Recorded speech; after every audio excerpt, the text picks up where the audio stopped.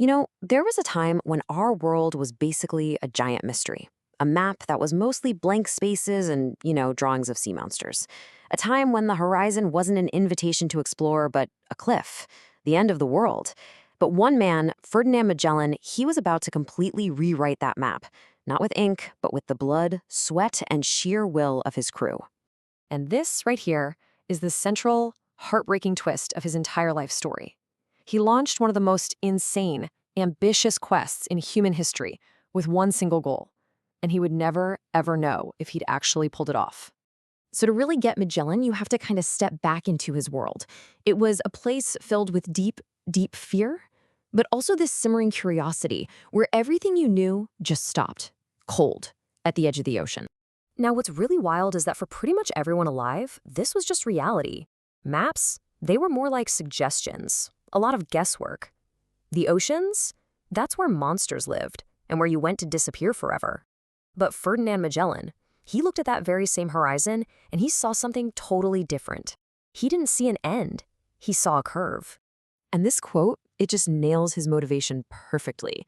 See, this wasn't really about finding treasure or just having an adventure.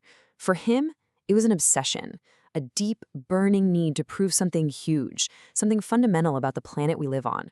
He was chasing a new reality. But of course, the world always pushes back on big ideas. In his home country, Portugal, they basically laughed him out of the room. They said it was impossible, it was dangerous, just no. So Magellan, a man with this incredible vision but no support, does something unbelievably gutsy. He gives up his citizenship, walks over to rival Spain, and pitches his idea to their king. His promise? He'd find them a brand new, secret backdoor to the rich Spice Islands by sailing west. And you know what? Spain said yes. And just like that, one of the most dangerous, most terrifying voyages in history was on. A journey into a world that, for all they knew, really did have an edge you could fall off of. So in 1519, the Armada de Maluca set sail, and it was a pretty big deal. We're talking 5 ships, about 270 men, all of them buzzing with excitement. They thought they were on the verge of making history, but the ocean had other plans for them. Yeah, that excitement didn't last long. First, storms, just relentless, battering storms. Then, as the months dragged on and on with no sign of this mythical passage, the food started to run out. And that's when the fear really set in. Doubt turned into angry whispers, and those whispers turned into a full-blown, violent mutiny led by his own captains. They wanted to turn back. But Magellan was not about to let that happen. His resolve was like iron. He brutally crushed the rebellion and made one thing crystal clear to every single man on board. We are going forward. Turning back was simply not an option anymore. The only way home was through the unknown. I mean, can you just imagine the sheer despair? The crew is broken, the ships are falling apart, and you're sailing at what you believe is the literal edge of the world. You'd have to be thinking, was this whole thing a gigantic, deadly mistake? And then, right when it seemed like all hope was completely gone, they saw it. On the horizon, a little break in the endless wall of coastline. Could that be it? Against every single odd, they found it. A breakthrough. A moment that would change maps and the world forever. It was a narrow, twisting, hidden channel of water snaking through the tip of South America. Today, of course, we call it the Strait of Magellan. In that moment, the impossible suddenly became real. Hope just flooded back through the crew. They had found a path through the end of the world. As they finally emerged from that violent, narrow strait, they were greeted by this enormous, calm, beautiful body of water. Magellan, in this moment of just total relief, named it the Pacific, which means peaceful.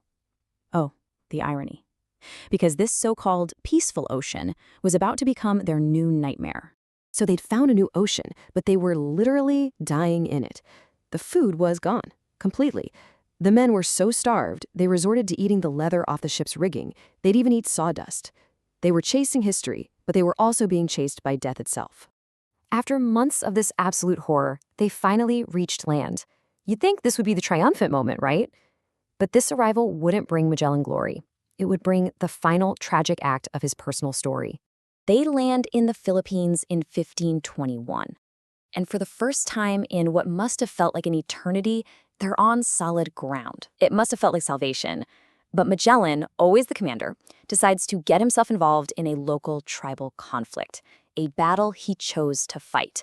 And it was a fatal, fatal miscalculation. And this right here, this is the real gut punch of the story.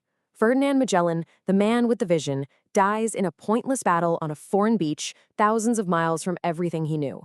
He died without ever knowing that he'd already done it. He'd already won. He had proven his theory and changed our understanding of the planet forever, and he never got to know. But his journey didn't end with his death. His crew, or what was left of them, they kept going. They pushed on, west, through more pain and loss. And then, in 1522, 3 long years after they left, a single ghost ship, battered and broken, limped back into a Spanish harbor. It was a specter from a voyage everyone had long given up for lost. Just think about that. One ship. Out of the 5 that left, only 18 men made it back from the original 270. But they had done it.